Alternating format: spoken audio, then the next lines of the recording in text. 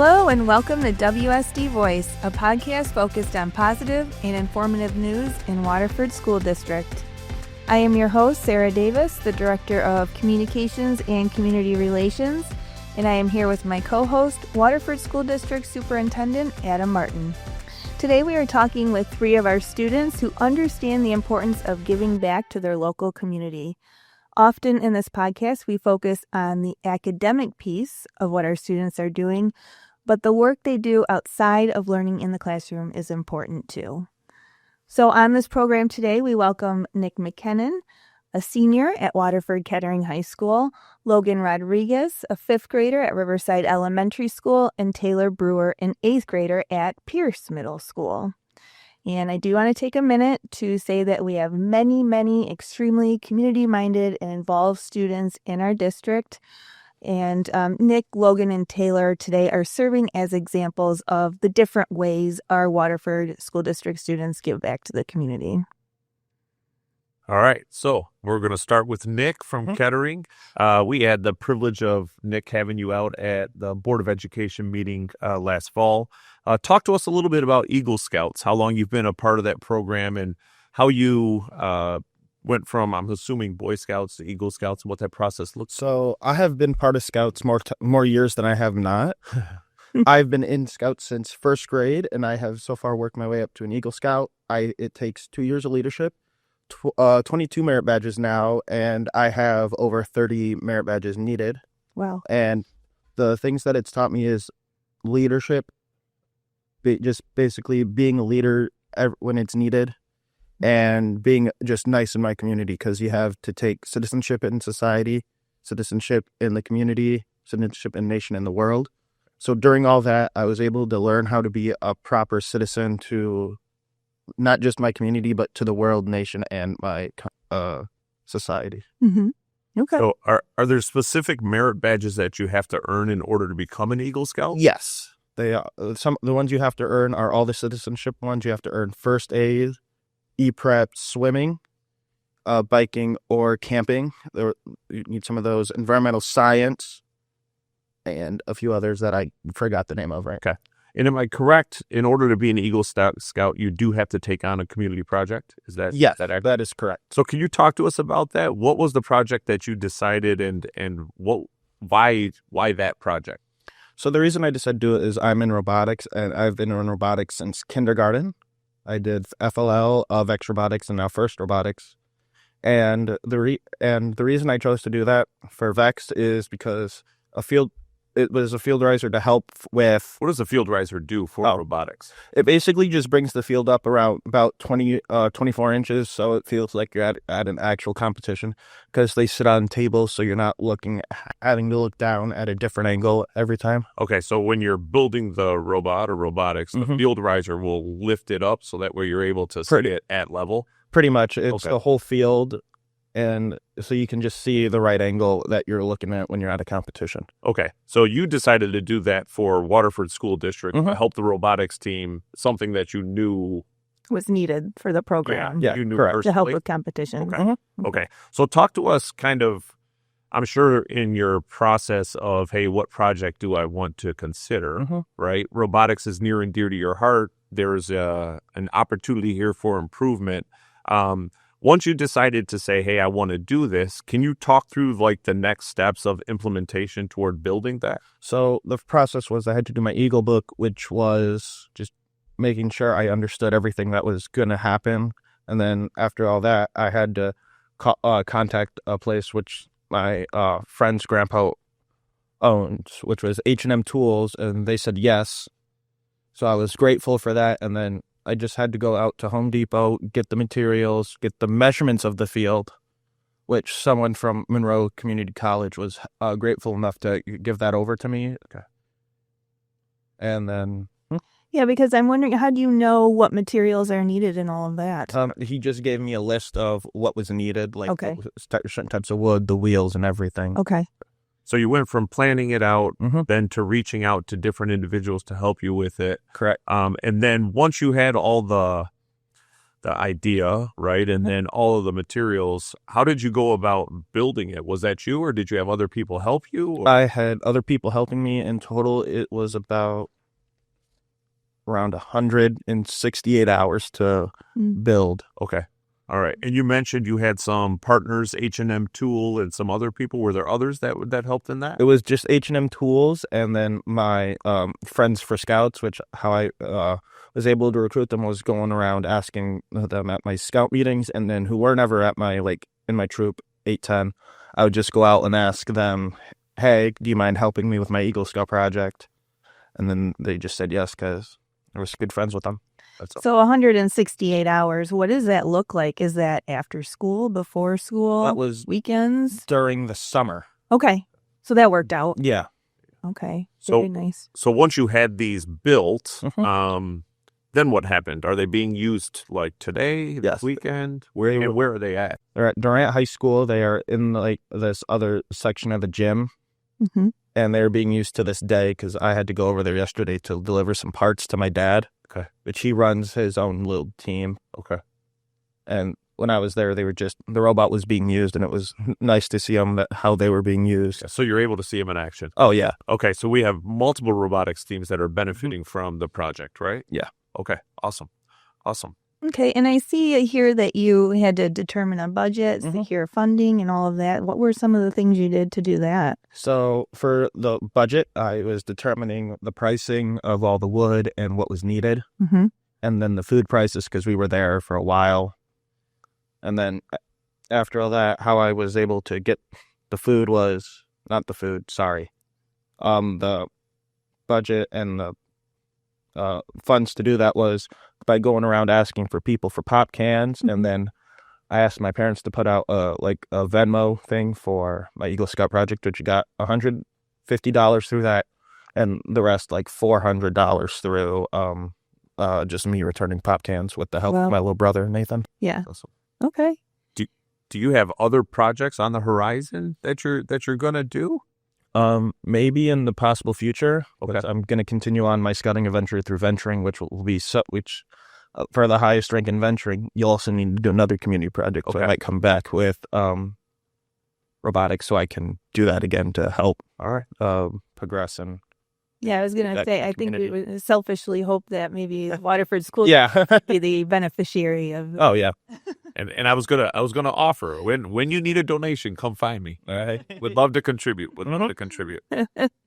All right. Well, thanks for being on the show, Nick. We appreciate you coming here and telling us all about your project. It was really something special, and we were glad we were able to honor you at a board meeting as well. But as soon as I saw you there, I thought, I want to have this kid on the podcast too. So thank you for coming.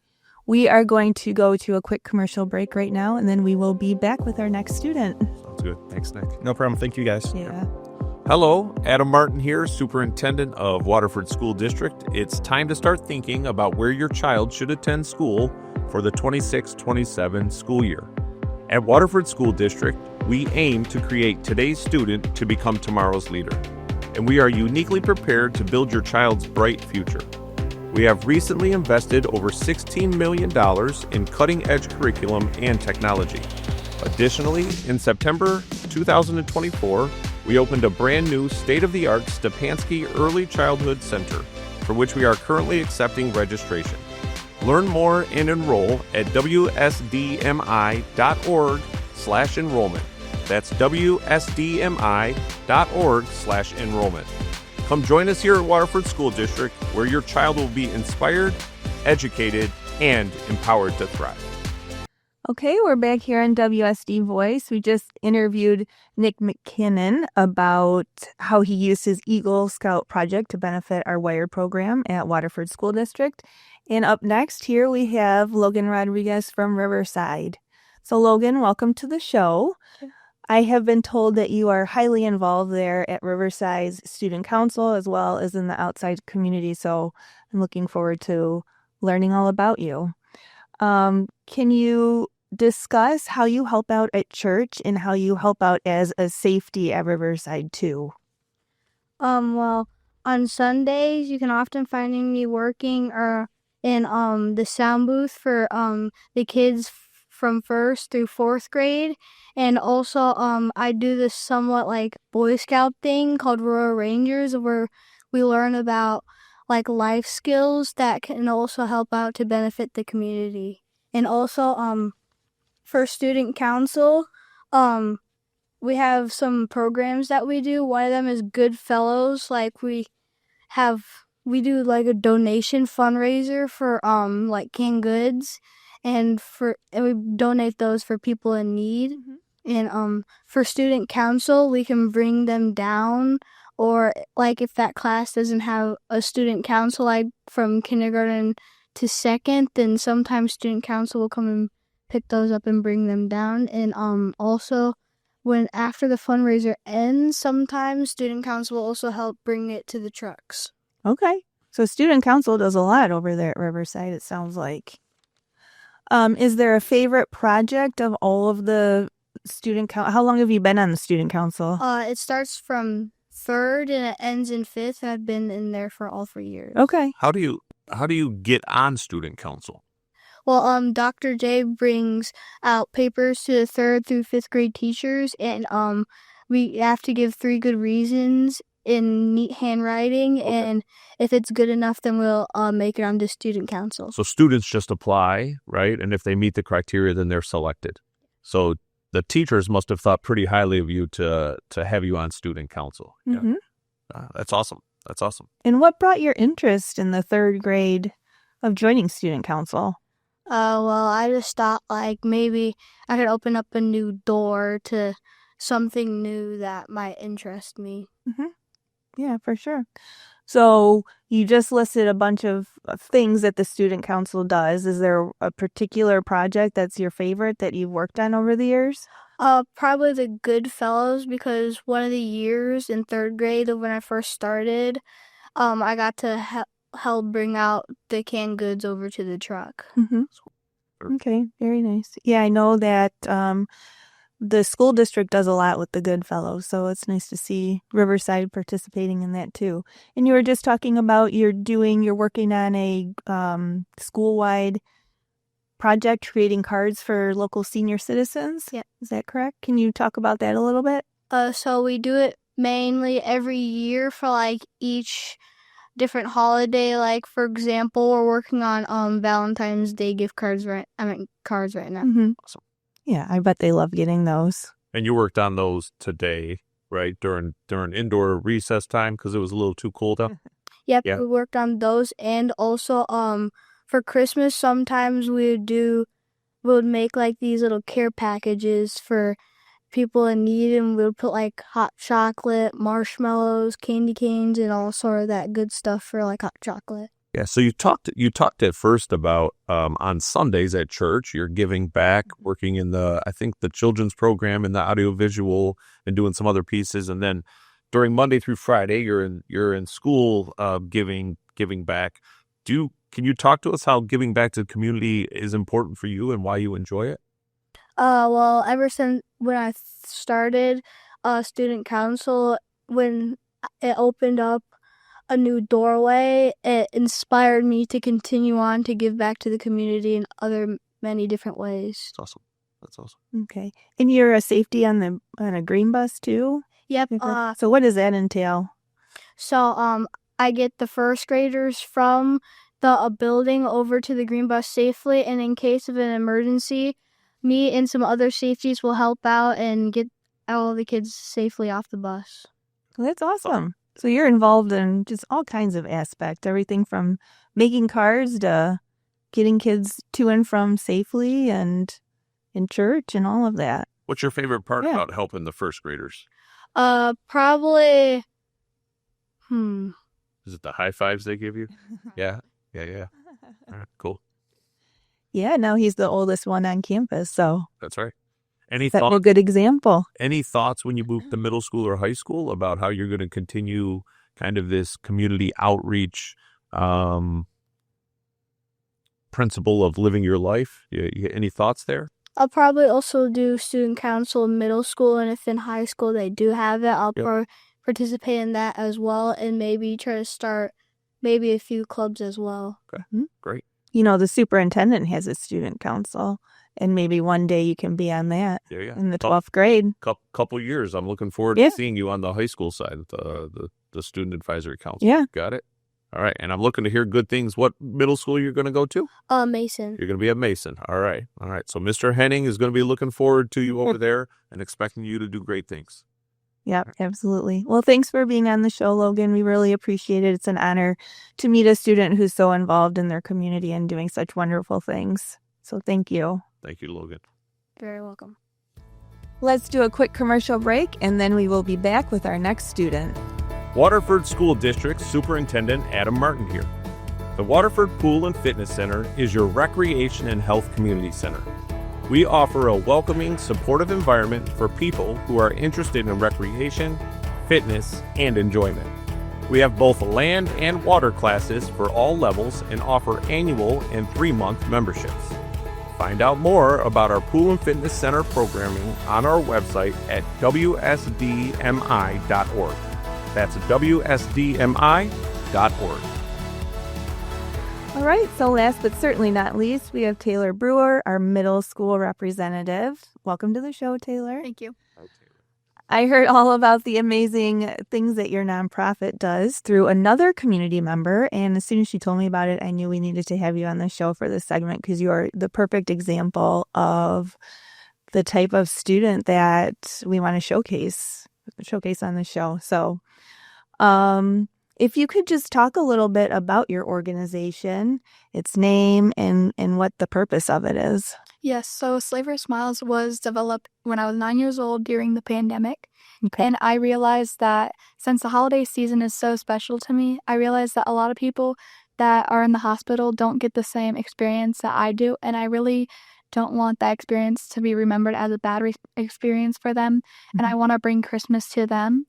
And I do a lot for Slaver Smiles before, after school, on the weekends, even any season, any month. Mm-hmm. And I just love doing it to bring joy to the kids because I know how hard it can be just waiting for anything that year, what's happening. And so I just bring Christmas to them. Right. So that's a big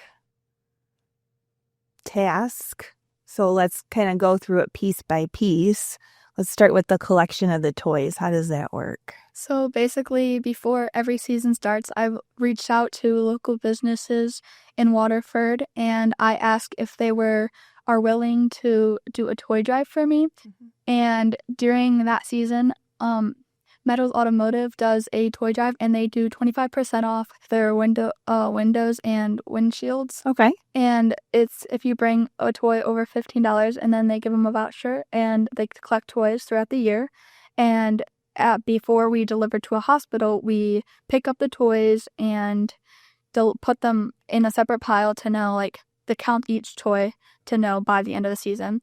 After that, I have an Amazon wish list, and I make dog treats throughout the year to sell. And then for that money, I go to local stores like Target, Walmart, and I buy toy myself to pick out what I think a kid would like coloring books, markers, crayons.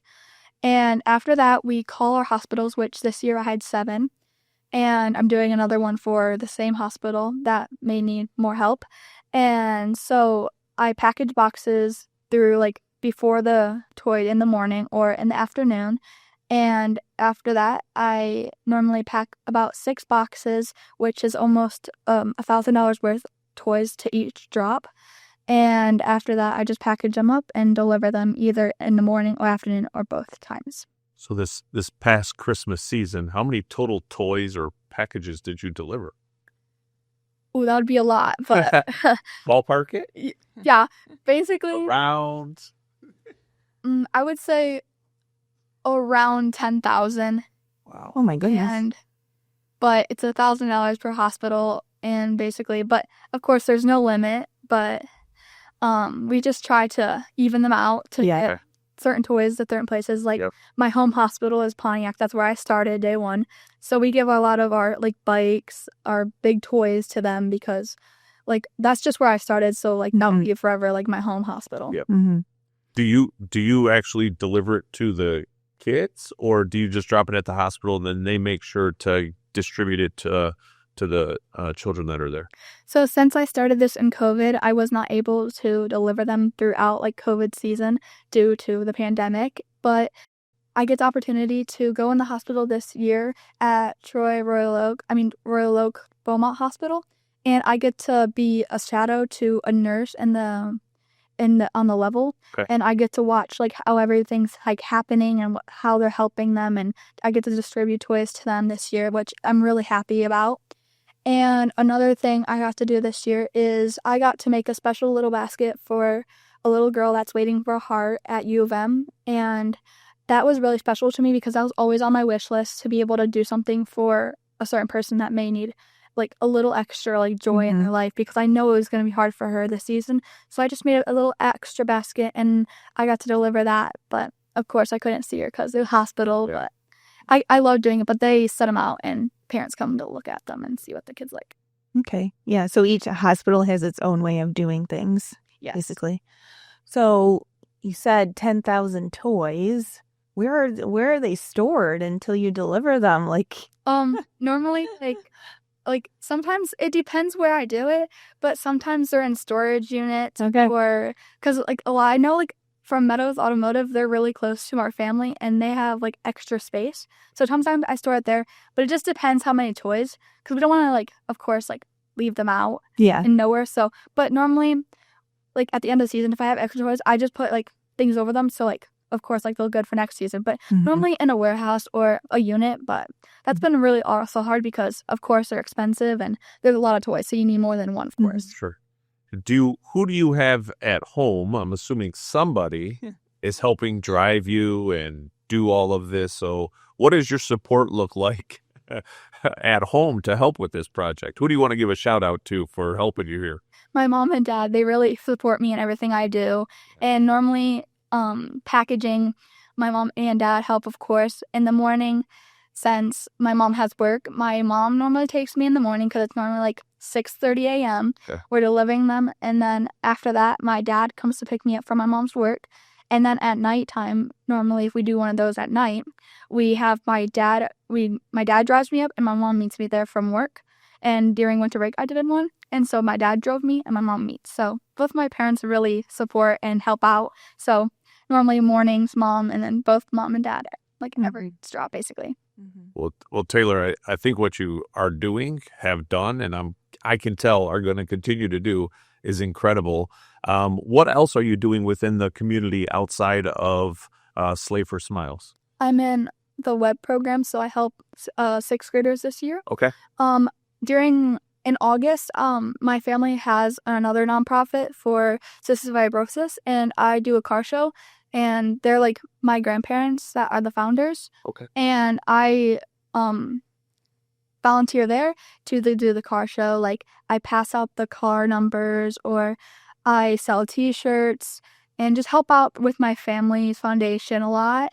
And I just do a lot for the community that I love doing so much. Like it brings me so much joy to see people happy, and I'm a happy person, so I never like seeing anybody upset. And did I hear you correctly? Your grandparents are the ones that organized the car show. Is that Yes. right? All right. So there's some family heritage here of giving back and being community oriented. Yes. Yeah. I'm sure you're making them proud. Yes.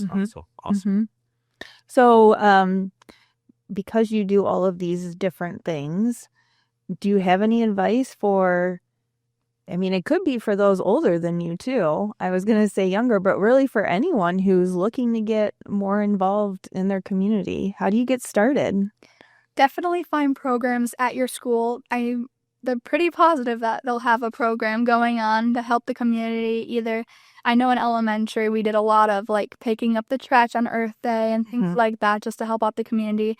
But definitely in middle school and high school, and I heard in elementary, you do a lot for the school and other grades. So definitely, I'm in web, so definitely get in student council, web, and all those things at the school, and just like have a good surrounding and have people that support you, and never forget that like you can do things that might be hard, but to never give up on your dreams. That's awesome. That's great advice. Thank you for coming on the show, Taylor. We really appreciate it. You're very inspirational. Yeah. Thank you for so inviting much, me. Taylor. Yeah. Awesome. Thank you. Yeah. So, Adam, obviously, Nick, Logan, and Taylor are really great examples of our students who give back to the community. From your perspective, why is this good for students? But, like I said in the beginning, we focus a lot on academics, but here's another piece to the whole child, as they say. Yeah, I mean, you gain more from giving than you do from receiving, right? And I think there are principles of empathy and principles of problem solving and perseverance and organization that all of the students talked about that are transformative in their adult lives. But even beyond that, fundamentally, you do what's best for other people. And when there's opportunities to do that, you do that. And we had 3 great examples of doing that on a larger scale. And as Taylor was talking about getting involved at the middle school or high school with different clubs or organizations, I was also thinking about just the little things that you can do to be a community leader by looking out for your neighbor, being kind to someone else, right? Looking at a problem as an opportunity for a solution and trying to plug in. So I commend them. They're representative of an incredible group of other Waterford students who I know are living these principles every day. So yeah, it's awesome. All right. Yeah. Okay, well, thank you again to Nick, Logan, and Taylor for coming here and sharing not only what you do, but your wisdom behind the importance of community engagement. It's clear this work is ultimately preparing you for success beyond the classroom, and we wish all 3 of you the best of luck as you go forward. Thank you. I'm going to ask all 3 of them to keep in touch with me and let me know how things are going and plug me in so that way I can help in any way. Okay, thank you. Yeah. This podcast is brought to you by Waterford School District's Department of School and Community Services and is produced by video production coordinator Jane Kelly. I'm the host of this podcast, Sarah Davis, and you can find all episodes of WSD Voice on our website at wsdmi.org or any Waterford Community Cable channel. We also invite you to subscribe to the podcast, which is available on Apple Podcasts, iHeartRadio, Spotify, Amazon Music, and if you want to watch the recording on our WSD YouTube channel. We so appreciate you listening today and encourage you to tune in to future episodes of WSD Voice as we discuss topics geared toward inspiring, educating, and empowering our students, staff, alumni, and community to thrive.